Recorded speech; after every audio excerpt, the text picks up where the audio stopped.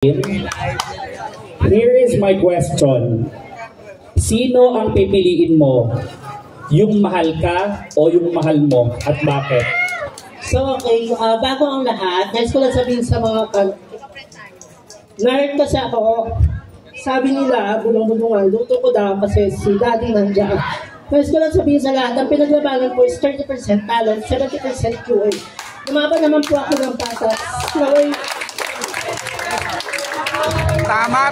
Hindi, ganito na lang. For fairness, hindi na lang ako magja-judge dito sa top 5 kasi ang pinapalabas nila dahil malapit sa akin si Cindy or magkakilala kami ni Cindy, luto ko daw. So hindi na lang ako magja-judge, hindi na lang ako mag-i-score para wala silang masabi. Para in the name of fairness, para, di ba? Yes. Ibibigay ko na lang sa kanila yung paano na makapag-score. Kasi hindi para dungisan ko yung sarili ko sa ganito. Maraming beses na ako nag-judge sa mga prestigious pageant. Hindi para lutuin ko dito. So dahil hindi nyo kasing ganda si Cindy, dahil hindi nyo kasing sexy, wala siyang karapatan pasok sa top 10. Di ba? Okay, hindi na ako mag-i-score. Sila na lang para wala silang masabi. Okay. Bunot ka uli. Madam. Asan yung may wakang lugaw? Yan. Ayan na. Okay. Sino ang judges mo? Diretso na tayo. Cindy, umaga na. Dami na natin naaabala. Morena po. Ayan. Madam, ikaw na. Good morning. Good morning na umaga. Ang ganda mo kaya, tsaka mayroon kang criteria. Mababa lang ang beauty. Nagre-reflect naman kung ano yung tunay na beauty sa'yo. Kaya. So, your question is, if money has been perceived as the root of all sins, then why does our church, which is the highest spiritual institution, collects and asks for this from its people and the rest of the community?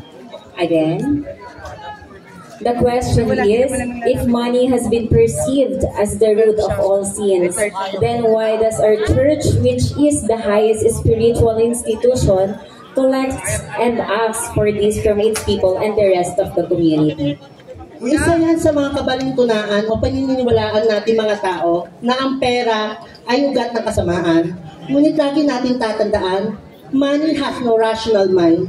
We people, we are all responsible kung paano natin gagamitin ang pera.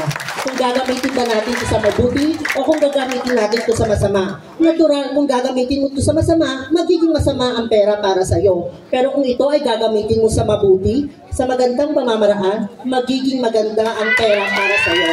Dito sa mundo, kaya nga tayo nag-aaral para makakuha ng magandang trabaho. Kaya nga tayo nagsisikap para maabot ang ating mga pangarap sa buhay. Sabi nila, hindi pera ang nagpapasaya sa tao, kundi contentment. Hindi ako naniniwala doon. Kasi naniniwala ako na kapag may pera ka, pwede ka maging masaya. Kapag nakakabili ka ng gadget, nakakabili ka ng kotse, natutustunan mo, pangangailangan ng iyong mga magulang, hindi ba napakasaya? Dito sa mundo, ang sabi nila, contentment ang pinakamahalaga at ang pinakamasaya kaysa sa pera. Pero huwag kang maging kontento kung anong estado meron ka. Kung gusto mo pang mangarap ng mas malaki, mas subukan mo pang mangarap. Dahil lagi natin tatandaan, ang pera gawin mo sa mabuti at huwag mong gawin sa masama. Maraming salamat po.